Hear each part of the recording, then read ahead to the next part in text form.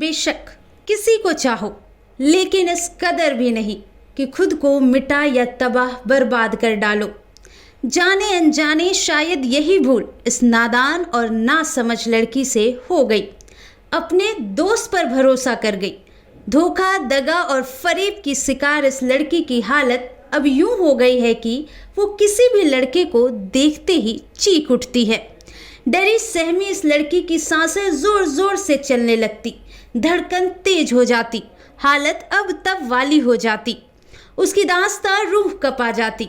सामने किसी लड़के को देखते ही चीखने, चिल्लाने, रोने लगती है। हाथ पैर सिकुड़ किसी कोने में दुबकने लगती। उसके मानस पटल पर तीखी चोटें लगी हैं।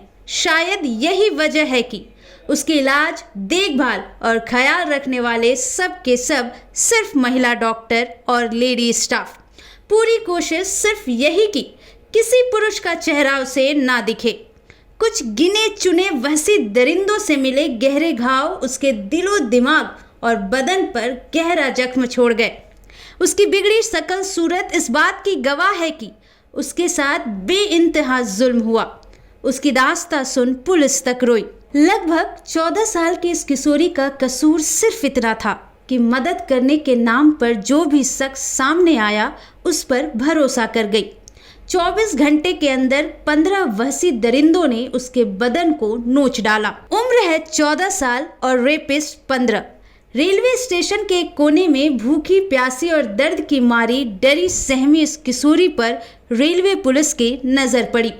पुलिस की वर्दी में सामने पुलिस को खड़ा देख एक बार फिर से उसकी धड़कनें तेज हो गई। पर पुलिस अंकल को समझने में जरा भी देर नहीं लगी। बहुत प्यार से सब कुछ पूछा पर वो कुछ बोली नहीं। तब एक महिला पुलिस अधिकारी और CWC से जुड़ी कुछ महिलाओं को बुलाया गया। लाड, दुलार और पुचकार जब पूछा गया तो लड़की हौले हौले गुजरी दास्तां बता गई। वहां तब मौजूद हर पुलिस अधिकारी के आंखों में आंसू छलक आए। चंडीगढ़ रेलवे पुलिस अंदर से हिल चुकी थी। चंडीगढ़ से लेकर मुंबई और पुणे तक 100 से भी ज्यादा CCTV फुटेज खंगाल डाले। एक क्लू मिला और सब के सब दरिंदों को धर दबोचा। पुलिस की अब कोशिश यही है कि ये मामला फास्ट ट्रैक कोर्ट में चले और मुजरिमों को फांसी पर लटकते देखे लोग। दर्द भरी दास्तां कुछ ऐसे उभर कर सामने आई है कि उसे सुन आपका भी दिल दरक जाए। लगभग 14 साल की एक किशोरी बिना बताए अपने घर से निकल गई। वो अपने दोस्त के बुलावे पर पुणे रेलवे स्टेशन पहुंच गई। दोस्त दगा दे गया, वो नहीं आया। फरेब की शिकार ये लड़की रोने लगी, अकबका गई कि अब उसका क्या होगा। उसका माथा काम नहीं कर रहा था। तभी उसके पास एक टेम्पो ड्राइवर मददगार बन सामने आया। उसकी परेशानी का सबब जान चला गया। थोड़ी देर बाद वही टेम्पो ड्राइवर पुनः आया और उससे बोला, तुम्हारा दोस्त बाहर खड़ा है, तुम्हें बुला रहा है, चलो।